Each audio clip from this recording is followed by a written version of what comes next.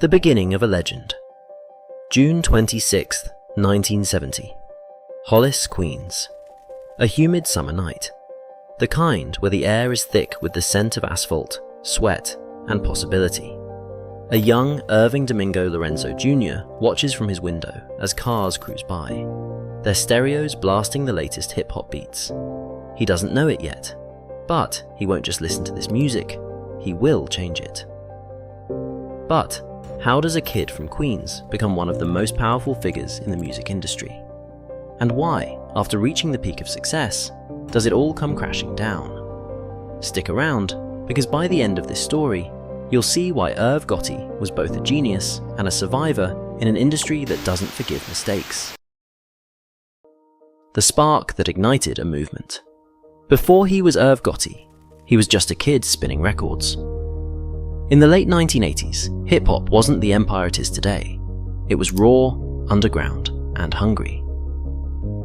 Gotti started DJing at local parties, feeling the rhythm of the streets, learning what made people move. But he wanted more. He wanted to create, not just play. Then came a fateful discovery. A rapper named Mike Geronimo. A meeting that seemed small at the time would open doors Gotti never imagined. It led him into the A&R department at TVT Records, where he got a taste of the business side of music. But the industry was ruthless. Opportunities came and went in the blink of an eye. He needed something bigger, something undeniable. A break that changed hip-hop, 1996. A young Jay-Z, trying to make his mark, was working on his debut album. Gotti, then known as DJ Irv, stepped in and produced Can I Live?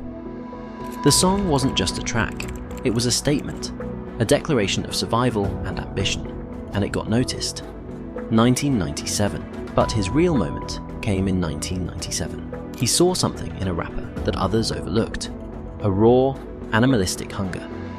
That rapper was DMX. Gotti fought to get him signed to Def Jam, and when he did, he didn't just make music, he made history. 1998. It's Dark and Hell is Hot drops. The album doesn't just chart, it explodes, debuting at number 1 on the Billboard 200. The sound was aggressive, emotional, and unapologetically real. Gotti had proved himself, but he wasn't done yet. Murder Inc. is born 1998. Gotti leveraged his newfound power and founded Murder Inc. under Def Jam. The name alone sent a message. This wasn't just a label, it was a takeover. Ja Rule, Ashanti, Lloyd, they weren't just artists, they were a movement. The sound of the late 90s and early 2000s was unmistakable. Gritty street anthems, blended with R&B hooks, a formula that Gotti perfected. From 1999 to 2003, Murder Inc. dominated the charts. Hit after hit, platinum albums, awards, sold-out tours. But success in the music industry is a double-edged sword. The higher you rise, the harder people try to pull you down. The Fall, a battle for survival, 2003. Federal agents storm the Murder Inc. offices. Allegations of money laundering. Ties to notorious drug kingpin Kenneth Supreme McGriff. The media goes wild. Hip-hop had always been scrutinized, but this was different. The government wasn't just investigating. They were trying to bury Gotti. 2004.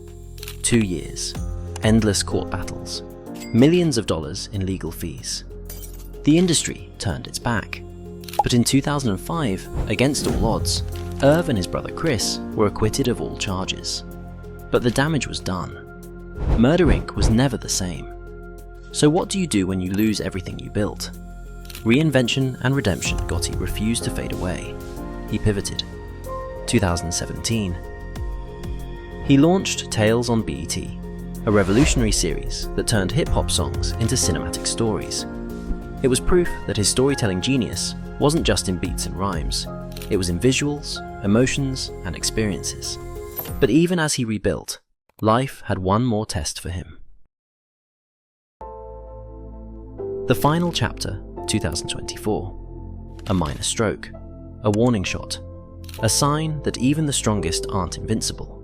He changed his lifestyle, tried to slow down, But time is relentless. February 5th, 2025.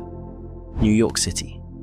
Complications from multiple strokes and diabetes take him at 54. The legacy that lives on, Irv Gotti didn't just make music. He made moments. He crafted sounds that defined eras. He built careers that shaped hip-hop, and even after his passing, his influence echoes through every beat, every hook, every story told in the culture he helped elevate. The industry will never see another Irv Gotti. But his blueprint? It's eternal. If you made it this far, you now understand the impact of Irv Gotti. But here's the real question. What's the price of greatness? Is it worth the highs if it means enduring the lows? Let us know in the comments. And if you want more deep dives into the minds that shaped the world, don't forget to like, share, and subscribe. Because the next story, it might just change the way you see everything.